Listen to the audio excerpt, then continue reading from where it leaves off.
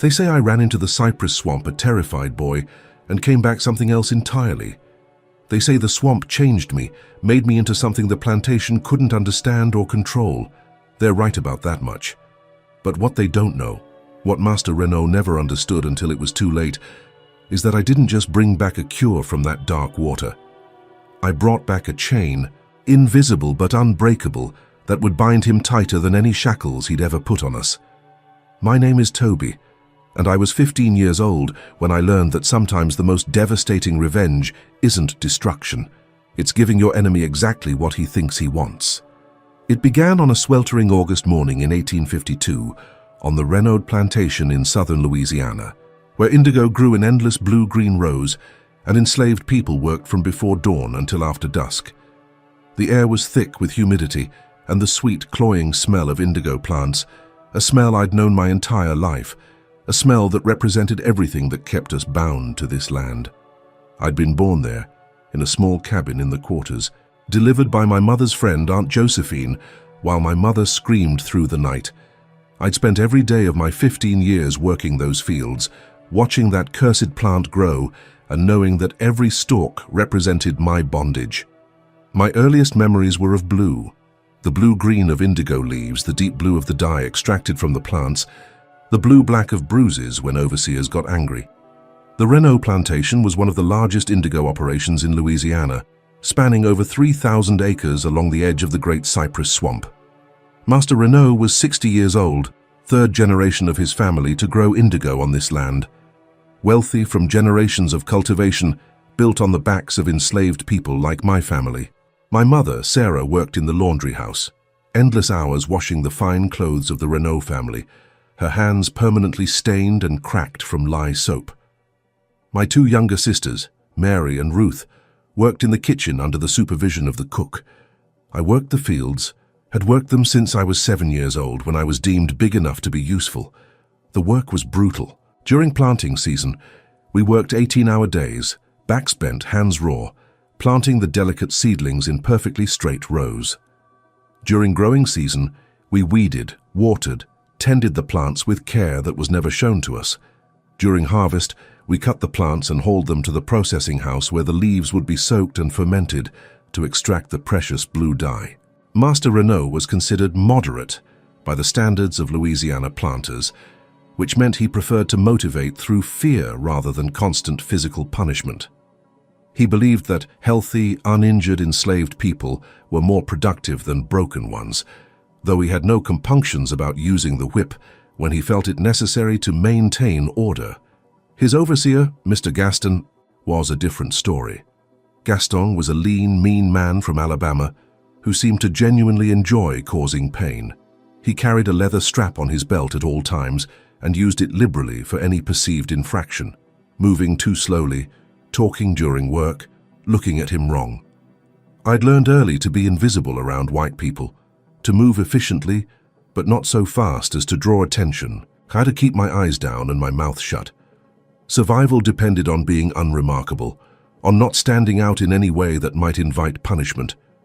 But there was a part of me that had never fully accepted the system, never fully internalized the idea that I was less than human. My mother had whispered to me since I was small that we were people.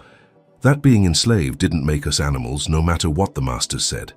She'd told me stories about her own mother, who'd been born in Africa, who'd known freedom before being stolen and brought to this country in chains. "Remember who you are," she'd whisper on the rare nights when we had time together. "You're more than this plantation. You're more than their property. Inside, where they can't touch, you're free." I held on to those words like a lifeline, even as the years passed and freedom seemed more impossible with each season. The trouble began 2 months before I ran, when a strange blight appeared in the indigo fields. It started in the western section, a few plants showing brown spots on their leaves, stems weakening, growth stunted. Within a week, entire rows were affected. Within a month, a quarter of the crop showed signs of disease. Master Renaud was terrified. Indigo was his fortune, his family's legacy, his entire economic foundation. He brought in experts from New Orleans, agricultural specialists who examined the plants and the soil, who recommended various treatments, sulfur compounds, crop rotation, soil amendments. Nothing worked. The blight spread slowly but inexorably, killing plants wherever it touched, moving through the fields like an invisible plague. The experts had no answers. Some said it was a fungal infection, others claimed soil depletion. Still others blamed too much rain or not enough. Master Renault's fear turned to desperation, and his desperation made him cruel. Punishments increased for any mistake, no matter how small. The rations were cut. He claimed it was because reduced harvest meant less money, but we knew it was also punishment for failing to stop a disease we had no control over. The tension on the plantation was palpable. Everyone walked on eggshells, terrified of drawing attention, knowing that Master Renault's rage needed outlets, and we were the available targets. That's the state things were in that August morning when I made my mistake. I was working in the fields near the processing house, part of a crew preparing seedlings for a replanting effort in the sections where diseased plants had been removed. It was delicate work.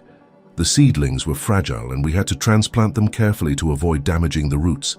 We'd been given water buckets to keep the seedlings moist during the replanting process. I was carrying one such bucket when I stumbled on a root hidden in the soil. The bucket tipped, water splashing across the ground, soaking into the dirt uselessly. It was a minor accident, meaningless in the grand scheme of the plantation's operations.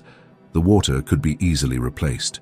But Master Renault was watching from the edge of the field, his eyes sharp and angry, looking for any excuse to vent his frustration about the dying indigo. "Boy!" His voice cracked across the field like thunder. Every worker froze, knowing that tone. "You careless, worthless piece of—" He didn't finish the sentence, he just strode toward me, his face purple with rage that had nothing to do with spilled water and everything to do with failing crops and financial losses he couldn't control. "Do you have any idea how valuable water is? How much effort it takes to bring it from the well? And you just throw it on the ground like it's nothing? Master, I'm sorry, I tripped on—" The slap across my face was hard enough to knock me sideways. "I didn't give you permission to speak." Mr. Gaston appeared, as he always did when there was punishment to be administered. He was grinning slightly, that expression he got when he knew someone was about to suffer. 20 lashes, Master Renault said coldly. "Maybe that'll teach you to be more careful with resources. Maybe it'll teach all of you," he looked around at the other workers, "that I won't tolerate waste or carelessness. 20 lashes for spilled water, 20 lashes because his crops were dying and he needed someone to hurt. 20 lashes to remind all of us that we were property with no rights, no protection, no value beyond our labor." They grabbed me before I could speak, before I could beg or explain. 2 men held my arms while another stripped off my shirt. They dragged me to the whipping post, a thick wooden pole driven deep into the ground near the fields, worn smooth by the backs of previous victims.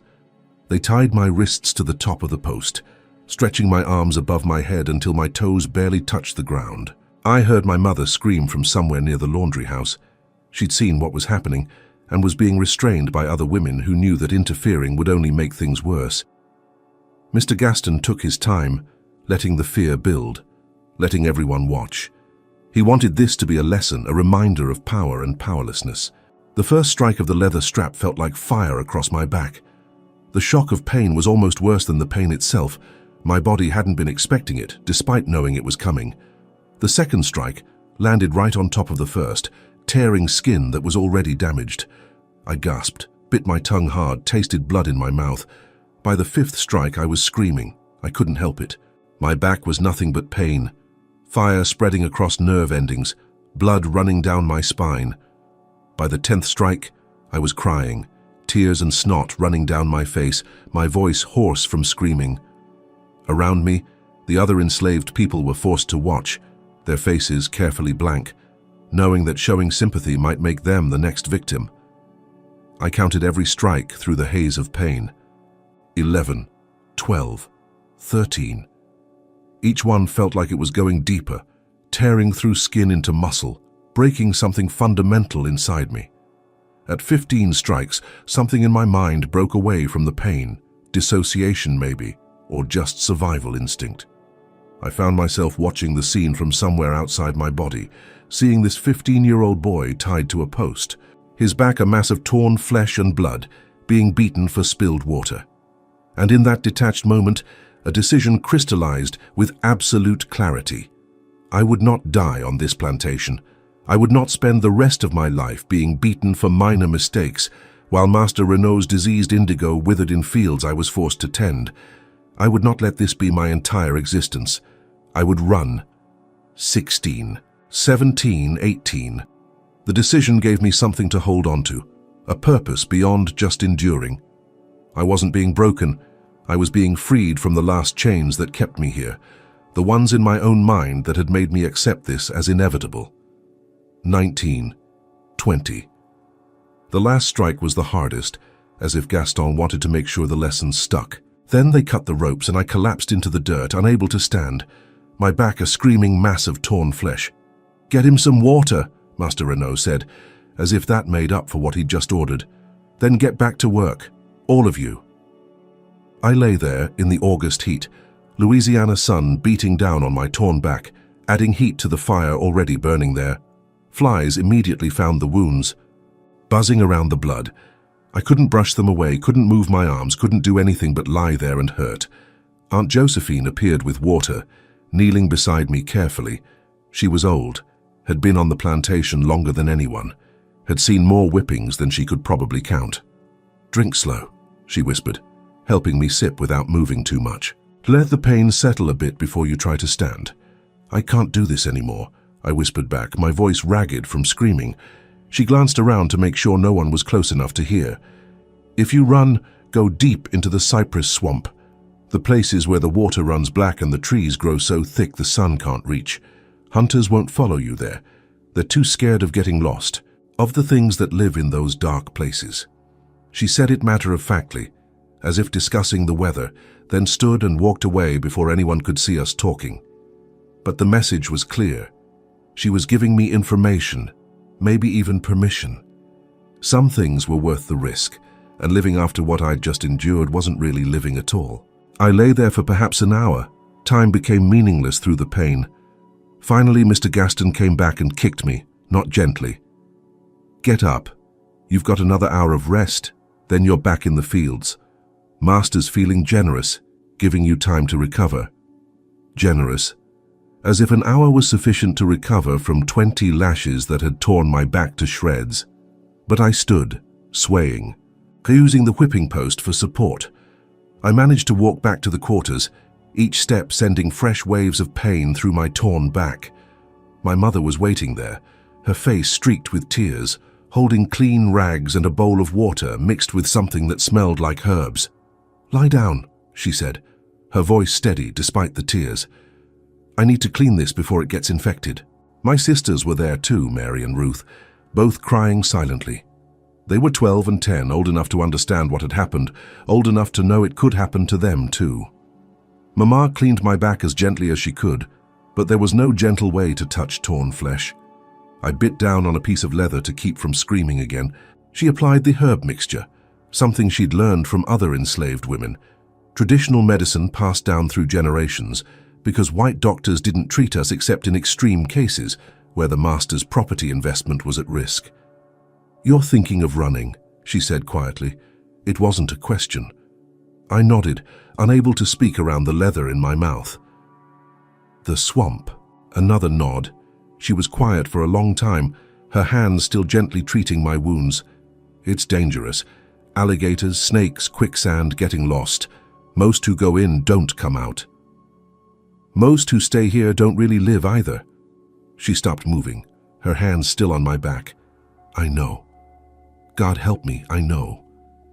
She was crying now, tears falling on my torn skin.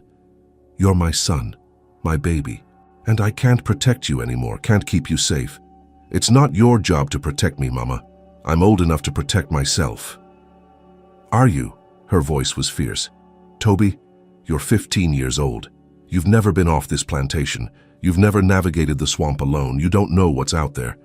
"I know what's here," and I said, "and I can't stay. Not after this. Next time he might kill me. Or you. Or Mary or Ruth. I can't live like this." She finished bandaging my back, then came around to look at me face to face. "If you go, go tonight. before they decide to make an example of you again, before the wounds get infected and you're too weak and go deep past where the hunters dare to follow. Come with me, all of you. She shook her head. I'm too slow. Too visible. A woman my age with 2 young girls? We'd be caught within a day, but you're young, fast, you know the edges of the swamp from sneaking off to explore when you were younger. You have a chance.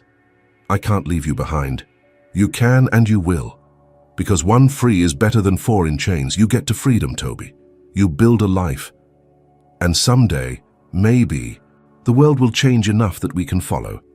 That night, as the quarters settled into exhausted sleep, I lay awake on my pallet, pain radiating from my back, planning my escape. The moon was nearly full. That would help with visibility, but also make me more visible to anyone watching. The dogs were penned near the overseer's house, far enough from my cabin that I might get a head start before they were released to track me. I had no supplies, no food, no tools, just the clothes on my back and the knowledge I'd accumulated from 15 years of living near the swamp's edge. I knew where it started, knew some of the safe paths, knew that going deep and fast was more important than going carefully. Around midnight, when even the insects seemed to have quieted, I rose from my pallet. Every movement pulled at my torn back, fresh blood seeping through Mama's bandages.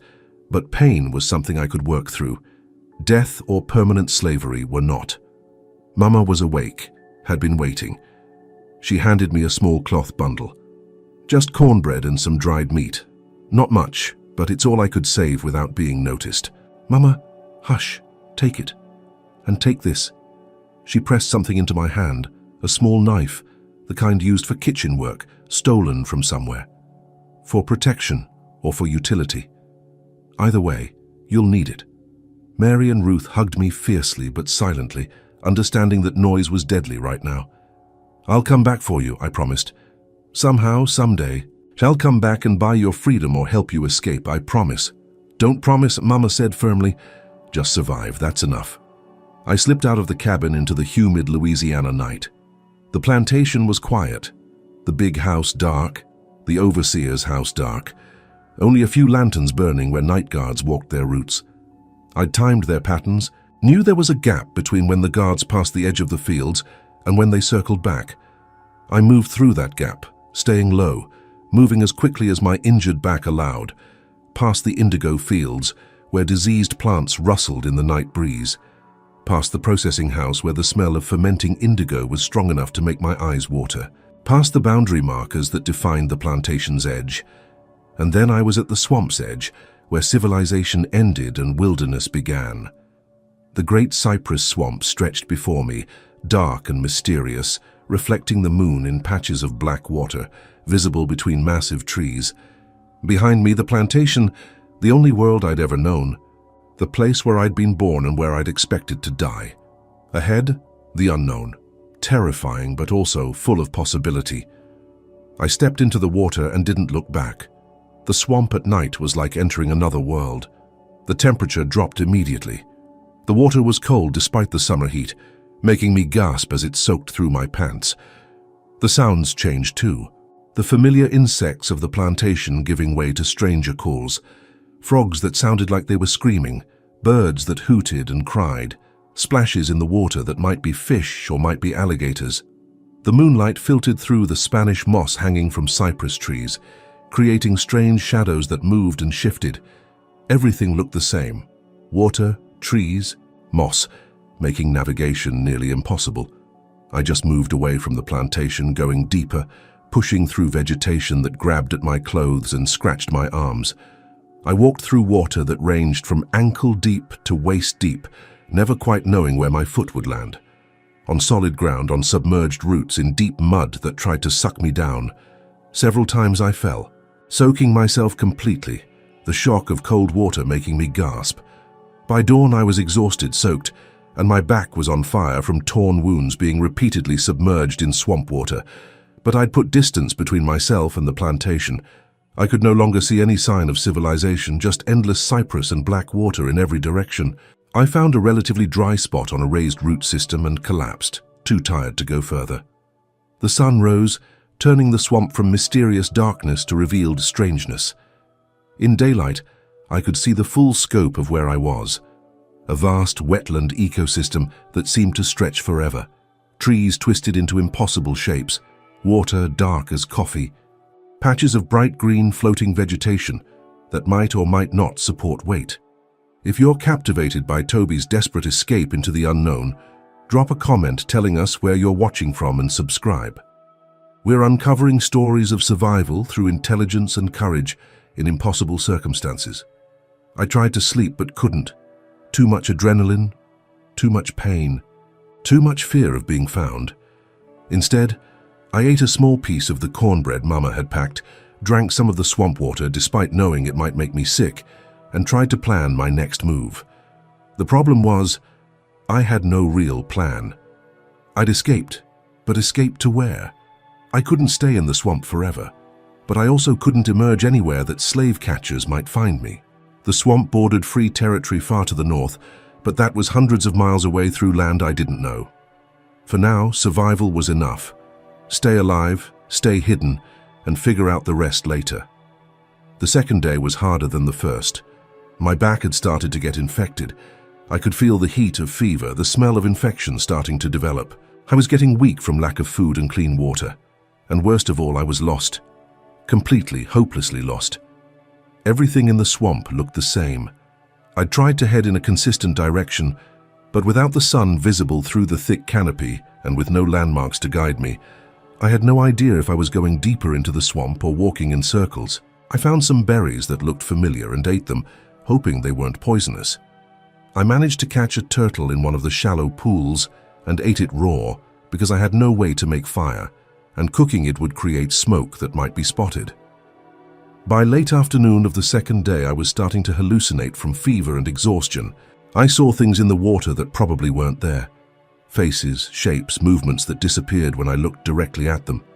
The fever made everything dreamlike and surreal. I remember collapsing in the water at some point, too weak to continue, and thinking that this was it. I'd escaped the plantation only to die in the swamp. At least it was a death I'd chosen. A death reaching for freedom rather than dying in chains. That's when I heard the singing. At first I thought it was another hallucination, a woman's voice, old and cracked but strong, singing something that sounded like a work song but with words I didn't recognize. A language that wasn't English, maybe African, maybe something older than that. I dragged myself toward the sound, crawling when I couldn't walk, driven by desperate hope that a human voice meant a human who might help. The third day began with me barely conscious, following that voice like a beacon through fog. The singing continued periodically, sometimes close, sometimes distant, always moving, always leading me deeper into the swamp. By midday, the fever had me completely. I was delirious, seeing things that definitely weren't real, my mother standing in the water ahead of me, beckoning. Master Renault chasing me with a whip, the swamp itself coming alive, trees reaching for me with branch arms. I remember falling into deeper water and thinking I was drowning, thinking that my body would sink into the black water and never be found. I remember hands grabbing me, strong hands for being so old, and pulling me upward. I remember being dragged through the water, too weak to help or resist. Then I remember nothing for a while, fever dreams and darkness and pain that seemed to exist in a space beyond time. When I finally woke with any clarity, I was in a structure, a cabin built on stilts above the water, walls made of cypress wood so weathered it looked like it had grown there naturally rather than being built. The interior glowed with strange blue light, and as my eyes adjusted, I realized the light came from fungus growing on logs arranged along the walls. Dozens of pieces of wood, each covered in luminescent fungus that glowed blue-white in the darkness. An old woman sat near me. So thin she looked like she might blow away in a strong wind, her hair completely white, her eyes milky with blindness. But she moved with absolute confidence as she stirred something in a pot over a small fire. "You wake," she said, without turning to look at me. "Good. Thought maybe you die. Waste of effort if you die after I drag you all the way here." "Where am I?" My voice was a croak, barely recognizable. My home, deep in the swamp where white folks don't come, where even other black folks rarely come. Safe place, secret place. "Who are you?" "Mama Elodie, That's what people call me, the few who know I exist. Been living in this swamp longer than you've been alive, boy. How did you find me? I didn't find you. You found me. I was singing to guide you. The swamp told me you were coming. Told me 3 days before you arrived that someone was entering who needed help. So I sang to bring you here. The swamp told you? She laughed, a sound like dry leaves rustling. You think the swamp is just water and trees? The swamp is alive, boy. It listens, it talks, it knows things. You just got to know how to hear it. I wanted to think she was crazy, but I was lying in a cabin lit by glowing fungus after being guided by mysterious singing through a fever dream escape. Normal rules didn't seem to apply. Now let me see that back. She moved toward me, and I flinched instinctively. Hush. I'm not going to hurt you. Already cleaned you once while you were unconscious. Just need to apply more medicine. Her hands were surprisingly gentle as she examined my back, fingers probing the torn flesh with the sensitivity of someone who didn't need eyes to see. Whipped bad. 20 strikes, maybe 25. Infected too, but I got herbs for that. You're young and strong, you'll heal, but you'll carry the scars forever. I know. She began applying something to my back, a paste that burned at first, but then cooled, easing the pain. What you run from? The whipping or something deeper? Everything. The whipping was just the last thing, the thing that finally broke something. But I was running from everything, the plantation, the slavery, the life where I'm just property. And what you running toward? I don't know. Freedom maybe, or just not that. Anything but that. She was quiet as she worked, wrapping my back in clean cloth that smelled like herbs and smoke. You got fire in you. Can feel it. Not the fire of rage. Lots of boys your age got that. Different fire. The fire of someone who sees clearly, who understands things deeper than surface. I just want to be free. Free is more than not being enslaved. Free is knowing yourself, knowing your power, knowing what you're capable of. That kind of free you can have even in chains. That kind of enslaved you can have even without chains. I didn't fully understand what she meant, but I was too exhausted to argue. I drank the broth she gave me, something savory and herbal that was the best thing I'd ever tasted, and drifted back into sleep, this time without fever dreams. Over the following days, perhaps a week, time was hard to track in the constant twilight of the deep swamp. I recovered under Mama Elodie's care. The infection in my back cleared up. My strength returned. The fever broke. And I began to learn. Mama Elodie was a teacher, I realized, someone who'd been waiting for a student. She showed me plants I'd never seen before, explained which could heal and which could kill. She taught me how to navigate the swamp by subtle signs, the way certain trees grew, how water flowed where solid ground could be found. But more than practical knowledge, she taught me philosophy, ideas about power and freedom, about resistance and revenge, about working within systems even as you undermine them. You want to fight the plantation? She asked one evening as we sat on her porch watching the swamp glow with evening light, fireflies and luminescent fungus creating a magical atmosphere. Yes, I said simply. Then understand this. Direct fight. They win. They got guns, dogs, law, power. You fight them straight on, you die or get caught. But indirect fight, making them think they won while actually losing, that's where the real power is. I don't understand. You will. I'm going to teach you about something that could change everything. For you, for your family, for that whole plantation. But you got to promise me you'll use the knowledge wisely. Power without wisdom is just destruction. What kind of power? She gestured to the glowing fungus on her walls. This, feu bleu, blue fire, grows only in the deepest parts of the swamp, only in places where death has fed the soil. It glows because it eats what other things can't. Decay, disease, darkness itself. I'd been wondering about that fungus, why it produced light, what it was for. It's beautiful. It's powerful. More powerful than you know. She stood and carefully removed a small piece of the fungus from one of her logs, holding it up so the blue glow illuminated her blind eyes. This fungus has properties that white folks' science doesn't understand yet. It can cure diseases in plants. Specifically, it can cure the blight that's killing your master's indigo. My heart started beating faster. Then it could... Wait, Listen before you get excited. Yes, it could cure the indigo blight, could save his entire crop, make him richer than ever, make him think you're a miracle worker. That's good, isn't it? If I cure his crop, maybe he'd give me freedom or... Hush and let me finish. Faux bleu doesn't just cure, it transforms, changes things permanently. When you treat soil with faux bleu, that soil becomes bonded to whatever plant you used it on. Forever. What do you mean? I mean, if you treat indigo with faux bleu, that soil will grow the finest indigo anyone's ever seen. But it'll never grow anything else. Not cotton, not corn, not tobacco, nothing. Just indigo. For the rest of time, the soil becomes specialized, locked into that one purpose. Understanding started to dawn. So, if I cured his indigo, you'd save his plantation and bind it to one crop, one market, one destiny. If the indigo market stays strong, he prospers. If it collapses, if fashion changes, if synthetic dyes are invented, which they will be, eventually he's ruined with no way to adapt.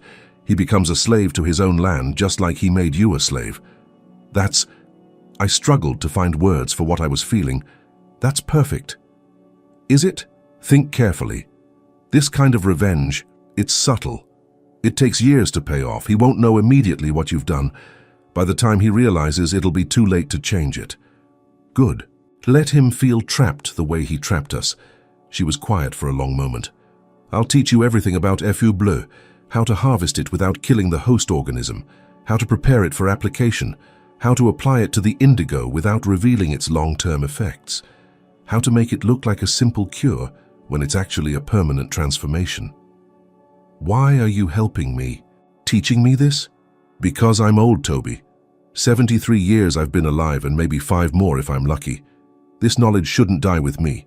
Because the swamp chose you, brought you here specifically, through fever and near death to this place. The swamp doesn't make mistakes. And because maybe it's time for the people who've been chained to do some chaining of their own. Not with iron, but with knowledge. Not through violence, but through their enemy's own greed. Over the next 2 weeks, I'd lost complete track of time, but it felt like about 2 weeks. Mama Elodie taught me everything about faux bleu. We went deep into the swamp to places where the water ran black, and the trees grew so thick that the midday sun was dim to twilight. There, in the darkest, most remote sections, the faux bleu grew on fallen logs and dead trees, glowing faintly even in daylight, more brightly at night. She showed me how to identify the right specimens. Not all blue-glowing fungus was faux bleu, and some lookalikes were poisonous. She taught me how to harvest it carefully, taking only what was needed without destroying the organism. She explained the life cycle of the fungus, how it reproduced, how it fed on dead and decaying matter. It's a decomposer, she explained, but a very specific kind. It breaks down certain compounds that other fungi can't touch. In nature, that's useful for completing the cycle of life and death. But when applied to living plants and soil, it creates permanent chemical bonds. Changes the soil chemistry in ways that become self-reinforcing. How do you know all this? Observation, experimentation, 60 years of living in this swamp, watching, learning, testing. White folks got their universities and books. I got direct experience and careful attention. Different paths to knowledge, but knowledge all the same. She showed me how to prepare the faux bleu for application, mixing it with water in specific ratios, timing the preparation carefully, storing it in ways that preserved its effectiveness. She made me practice the process repeatedly until I could do it perfectly. The application is crucial, she emphasized. Too little and it won't cure the disease. Too much, and the transformation happens too quickly, becomes obvious. You need exactly the right amount, enough to cure the blight and transform the soil, but subtly enough that it seems like a normal treatment. How long does the transformation take? Depends on soil conditions, but usually 3 to 6 months after application. The indigo will recover immediately. That'll be obvious within days. But the soil transformation is slower, deeper. By the time anyone realizes the soil won't grow other crops, it'll be too late to reverse. And it's permanent? There's no way to undo it? No way I've ever found in 60 years of studying this fungus. Once soil is transformed by faux bleu treatment, it stays transformed. The chemical bonds are too stable to break with any natural process. That's exactly what I need.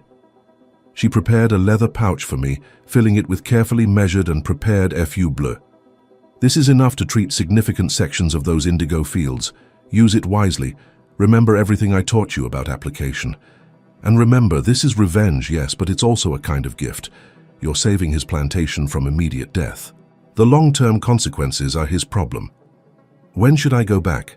When you're ready, when you're healed, when you've thought through what you're going to do and how you're going to do it. You can't just walk back into that plantation and expect him to listen to you. You need a plan. Over the next days, we developed that plan together. I couldn't just offer to cure the indigo. That would raise questions about where I'd gotten the knowledge and the cure. I needed to return in a way that gave me leverage, that made Master Renaud desperate enough to listen, but suspicious enough to feel like he was in control. Return during daylight, Mama Elodie advised. Walk right up the main road, carrying the cure openly. Don't sneak. Don't hide. Come back proud and confident, like someone who's learned things, not like a beaten runaway. He'll be furious. He'll want to punish me for running. Of course, but he's also desperate about his dying crop. And if you offer a cure, if you demonstrate confidence that you can save his fortune, his greed will war with his anger. Make sure greed wins. How? By making your terms clear immediately. Tell him you learned in the swamp how to cure the blight. Tell him you'll do it in exchange for freedom for you and your family. Make it transactional. He understands transactions. Buying and selling is his entire worldview. Frame your knowledge as a commodity he needs to purchase. What if he just tortures the information out of me? That's a risk. But remember, the treatment requires specific knowledge and careful application. If he tries to force you to reveal it, or tries to apply it himself without your guidance, he'll fail. You have to make that clear. Your knowledge is valuable only if you're the one implementing it. And you really think this will work? She smiled, her blind eyes somehow still seeming to see me. I think you're clever enough and desperate enough to make it work. I think your master is greedy enough and desperate enough to accept the deal. And I think the feu bleu will do exactly what it's supposed to do, cure his problem and create a bigger one he won't see coming. The night before I planned to return, Mama Elodie prepared a special meal. Fish she'd caught in the swamp, greens she'd gathered, bread she'd baked over her fire. It felt ceremonial, like a Last Supper or a sending-off ritual. You'll be different when you go back, she said as we ate. Everyone will see it. They'll say the swamp changed you, made you into something else. Let them think that. Let them believe you've got swamp magic or swamp spirits protecting you. Fear is useful. Mystery is powerful. What do I owe you? For saving me, teaching me, giving me this cure? You owe me nothing, or maybe you owe me everything. Hard to say. What you can do is this. Use the knowledge well. Don't waste it. And if you ever find yourself in a position to teach someone else, to pass on wisdom or knowledge or power, do it. That's how these things survive, through being shared. I'll remember. And one more thing. She pulled something from a pouch at her waist, a small carved figure worn smooth with age, depicting a person in a dancing pose. This was my mother's, brought from Africa when she was stolen and sold. It survived 100 years, crossed an ocean, lived through slavery and freedom and everything in between. I want you to have it. Mama Elodie, I can't. You can and you will. Consider it a reminder that we're more than what they make us, that we carry power and history they can't take away, that knowledge passes through generations and survives even when everything else is destroyed. I took the carving carefully, feeling the weight of history in my hands. Thank you for everything. Don't thank me yet. You haven't done the hard part. Come back and tell me how it went if you can find this place again, which most people can't. The swamp protects its secrets. That night, I barely slept. I went over the plan repeatedly, rehearsed what I'd say, prepared myself mentally for confronting Master Renaud. The boy who'd run into this swamp 3 weeks ago, beaten, terrified, running blind, was gone. The person going back was different, harder, more focused, armed with knowledge that could change everything. At dawn, I said goodbye to Mama Elodie. She hugged me, a fierce, strong embrace despite her age and apparent frailness. The swamp will remember you, she said. You can always come back if you need sanctuary, and if I'm gone when you return, the cabin will still be here. Use it if you need. The swamp protects its friends. I left her cabin as the sun rose, carrying the leather pouch of feu bleu, Mama Elodie's carved figure tucked safely in my pocket, and a plan that was either brilliant or insane. I wasn't sure which. Navigating out of the swamp was easier than navigating in had been. Partly because I'd learned more about reading the subtle signs of direction and terrain, partly because I wasn't delirious with fever and pain, and partly, I think, because the swamp itself was helping me, guiding me toward the edge, toward the plantation, toward destiny. I emerged from the swamp at mid-morning, stepping from dark water and twisted trees onto solid ground, into sunlight. Onto land I recognized.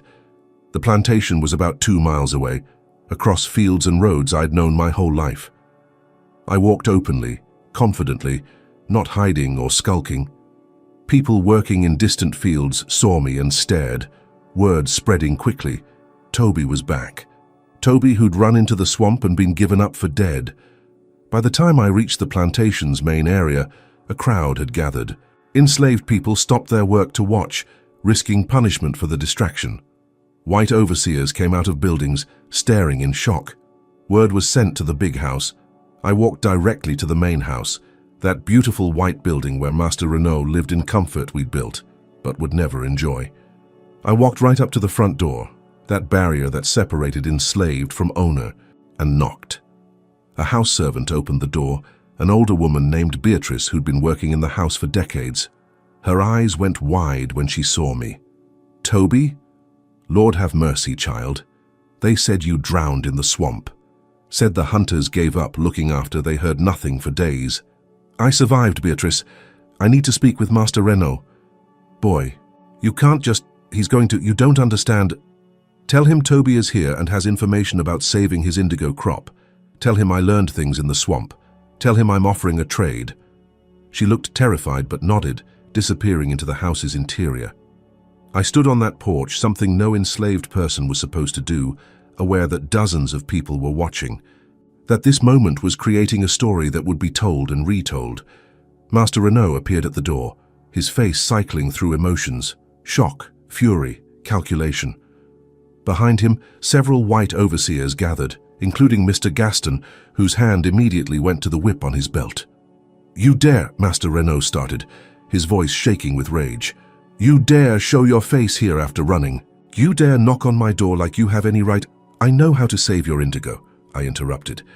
Interrupting a master was normally suicidal, but I was operating on different rules now, rules the swamp had taught me.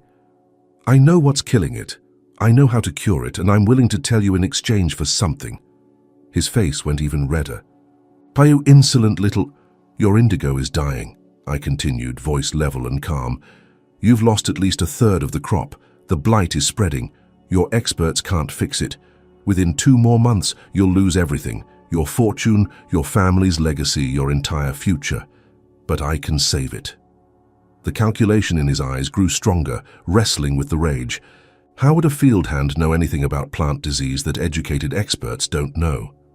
"Because I spent 3 weeks in the Great Cypress Swamp, in places your experts would never go, learning from someone who studied these plants and fungi for longer than you've been alive. There are things in that swamp, knowledge that white folks don't have access to. And I have it now." "This is nonsense. Grab him." He gestured to the overseers. "Before you do that," and I said quickly, "ask yourself this. What do you have to lose by listening? If I'm lying or wrong, you can punish me however you want. But if I'm right, if I actually can cure your blight, then refusing to listen will cost you everything. Is your pride worth your fortune?" He stared at me for a long moment. Around us, everyone waited in tense silence. Finally, he spoke. "What do you want in exchange?" "Freedom papers for me, my mother, and my 2 sisters. Legal documents saying we're free, signed and witnessed properly by a lawyer." Do you have any idea what you're asking? 4 healthy slaves represent thousands of dollars of value. And your indigo crop represents tens of thousands of dollars, probably more. If it dies, you lose everything. If I save it, you pay me with freedom. Seems like a good trade to me." Mr. Gaston spoke up. "Master, you can't negotiate with a runaway. This is—" "Shut up, Gaston, I'm thinking." Master Renault studied me, and I could see him calculating values, weighing options, fighting between his desire to punish me and his desperate need to save his dying crop. How do I know this cure of yours works? Let me demonstrate on a small section. If it works, you know I'm telling the truth. If it doesn't, you can do whatever you want to me. And if it does work and you've taught me the cure, why would I honor the deal? Why wouldn't I just keep you and your family enslaved? Because the cure requires ongoing knowledge and careful application. Get it wrong, and you could make things worse. Also, because you're a man of business, and men of business understand that breaking deals damages their reputation and their ability to make future deals. It was a weak argument, and we both knew it. A white master breaking a promise to an enslaved person faced no real consequences. But I was betting on his greed being strong enough to make him rationalize keeping the bargain. 3 days, he said finally. You have 3 days to demonstrate this cure on a test section. If it works, we'll discuss terms. If it doesn't, you'll face punishment for running that'll make your previous whipping seem kind. Agreed. Take me to the diseased fields. We walked. Master Renaud, Mr. Gaston, several overseers, and me, through the plantation to the sections where the indigo blight was worst. Other enslaved people watched from a distance, not daring to get close but not able to resist watching this strange confrontation. My mother saw me from the laundry house and cried out, starting to run toward me before Aunt Josephine held her back. I caught her eye and nodded slightly, trying to communicate that I was okay, that I had a plan. We reached the diseased fields.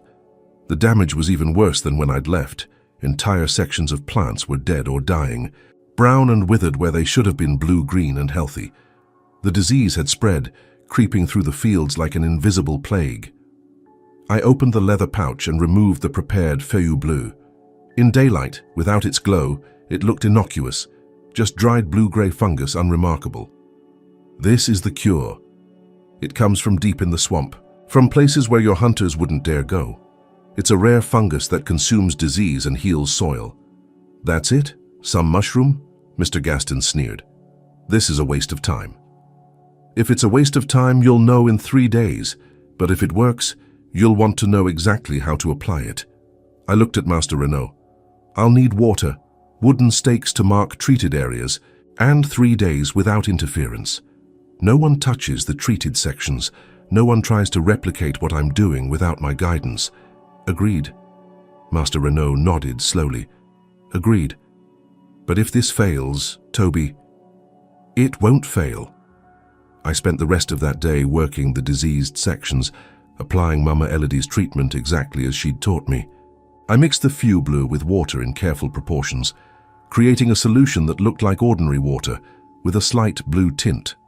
I soaked the soil around diseased plants, working my way methodically through a defined test area that contained perhaps 50 plants in various stages of blight infection. The process looked simple enough that observers might think they could replicate it. But the key details, the exact proportions of fungus to water, the specific way to distribute the solution, the timing and temperature requirements, those I kept to myself, and they couldn't be easily guessed. As I worked, enslaved people watched from nearby fields, their expressions a mixture of hope, fear, and curiosity. My mother managed to get close enough to whisper, "What are you doing, Toby?" "This is dangerous." "I'm buying our freedom, Mama, trust me. But if it doesn't work, it'll work, I promise." By evening, the test section was completely treated. I marked it with stakes as I'd promised, creating a clear boundary between treated and untreated areas. Then I stepped back, exhausted from the work and the tension, and declared I was done. "Now we wait," I told Master Renaud. 3 days. By then you'll see the results." "Where will you be during these 3 days?" "In the quarters with my family. I'm not running. I'm seeing this through." He looked suspicious but nodded. "You'll be under watch. If you try to run again..." "I won't. I want to see this succeed as much as you do, maybe more." That night, reunited with my mother and sisters in our cabin, I told them everything. The escape, the swamp, Mama Elodie, the feuille bleue, the plan. They listened in amazed silence. "So this cure will work?" my mother asked. "It'll work. The indigo will recover beautifully. Master Renaud will think it's a miracle." "But," I smiled, But there's a price he doesn't know about yet. A long-term price that'll take months or years to reveal itself. By the time he realizes what's happened, we'll be free and gone. And the other people here, what happens to them when the plantation fails? That made me pause. I hadn't thought much beyond saving my own family. The plantation won't fail immediately, and by the time it does, slavery might be ending anyway. There are rumors of war coming, of the North and South splitting over slavery. Maybe by then everyone will be free. It was a rationalization, but it eased my conscience enough to continue with the plan. The next 3 days were the longest of my life. I couldn't leave the plantation. I was being watched constantly, but I was also treated differently than before. Not as a rebellious slave who needed punishment, but as someone with valuable knowledge who needed to be kept close. Other enslaved people asked me what I'd learned in the swamp, how I'd survived, what I was doing with the indigo. I told them what I could without revealing too much, that the swamp had taught me things, that I'd learned from someone old and wise, that I was trying to earn freedom for my family. If this works, a man named Jacob said, "You'll be a legend, the boy who ran into the swamp and came back with power." I don't want to be a legend. I just want to be free. Sometimes you don't get to choose what you become. On the morning of the 3rd day, I walked with Master Renaud to the treated section, my heart pounding. Everything depended on this moment. If the FU Blue hadn't worked, if Mama Elodie had been wrong, if I'd applied it incorrectly, everything would fall apart. We reached the test section, and I heard Master Renaud gasp. The change was dramatic. Plants that had been brown and dying 3 days ago were now green and healthy, their leaves vibrant, their stalks strong. The disease had disappeared completely, and more than that, the plants looked healthier than they had even before the blight appeared. Master Renaud walked into the test section, touching the plants in disbelief, examining leaves, checking stalks. Around us, overseers and enslaved workers gathered, staring at the transformation. "It worked," Master Renaud whispered. "By God, it actually worked." "Yes," I said simply. "And I can treat all the affected fields the same way. I can save your entire crop. But first we need to discuss our agreement." He looked at me, and for the first time, I saw something in his eyes that might have been respect. "You really did learn something in that swamp." "I learned many things. This cure is just one of them." "How much of the feu bleu do you have?" "Enough to treat all the diseased sections, and I can get more from the swamp if needed, but only I know where to find it and how to harvest it safely." "You've made yourself indispensable. Clever." He was quiet for a moment, calculation clear on his face. "Here's what I'll do. You treat all the affected fields. You teach my overseers how to maintain the cure. Then, when the treatment is complete and the indigo is clearly recovered, you'll receive your freedom papers, all 4 of you. I want the papers prepared now, signed and witnessed, held by a lawyer in town. When the treatment is complete, they're released to us. You don't trust me. Should I? You've owned me for 15 years. You had me whipped for spilled water. Why would I trust you?" He actually laughed at that, a surprised bark of sound. "Fair enough, we'll do it your way. I'll have the papers prepared and held in escrow, but you stay on the plantation and complete the treatment. If you run, or if the cure fails, it won't fail, and I won't run. When you honor your deal, I'll honor mine." Over the next 2 weeks, I treated every diseased section of the Renaud plantation's indigo fields. It was exhausting work, mixing solutions, applying treatments, marking treated areas, explaining the process to overseers who watched carefully, trying to understand the secret that they didn't know was already too late to stop. The transformation was consistent and dramatic. Everywhere I applied the FU Blue treatment, the indigo recovered completely within days. The blight retreated before the cure like darkness before light. Master Renaud's fortune was not only saved but enhanced. The treated indigo grew with unusual vigor, producing more leaves with deeper color than had ever been seen on the plantation. Other plantation owners heard about the miracle cure and came to see. Master Renaud entertained them proudly, showing off his recovered fields, accepting congratulations for his ingenuity in finding someone who could solve the problem that had threatened the entire Louisiana indigo industry. He didn't give me credit publicly, of course. I was still enslaved property as far as outside observers knew. But privately, he began treating me differently, with grudging respect, even occasional courtesy. My mother watched this transformation in our status with worry. "This feels dangerous, Toby, like we're being set up for a bigger fall." "Maybe, but it's also our path to freedom. 2 more days of treatment, then the fields need 1 week to stabilize, then we get our papers and leave." If he honors the deal, he will. He's a businessman and his reputation depends on honoring agreements. Plus, I've made sure he believes he'll need me in the future for maintaining the cure or treating new outbreaks.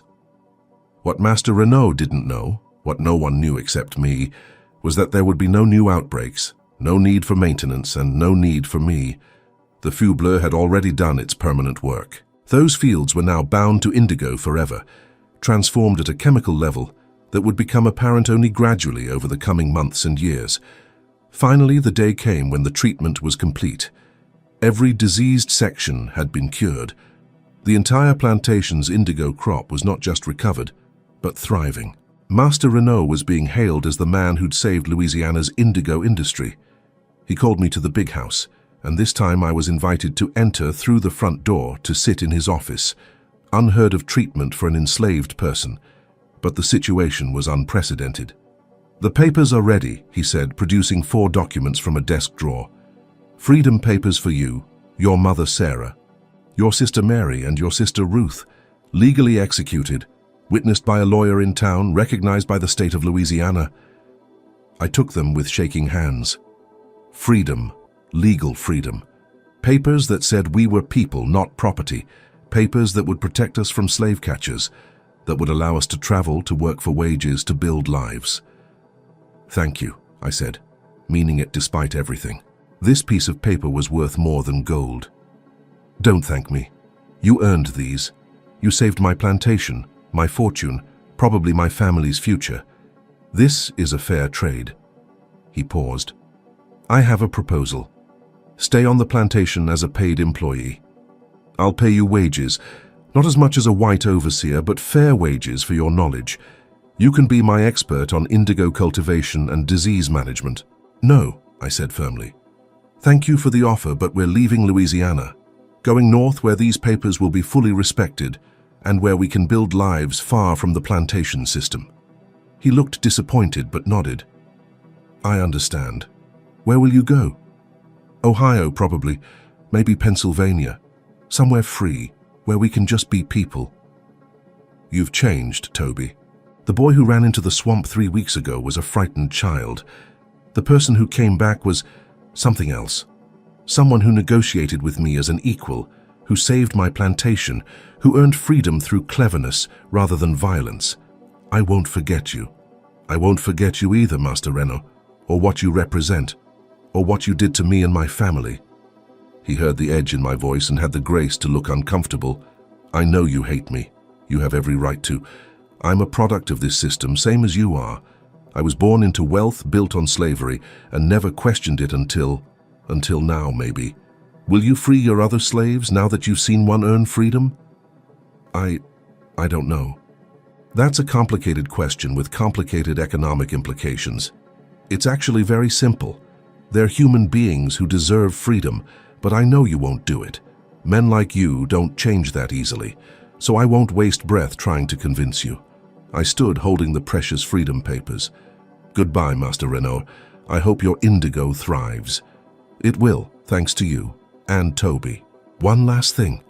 That cure you brought from the swamp, is there anything I should know about it? Any complications?"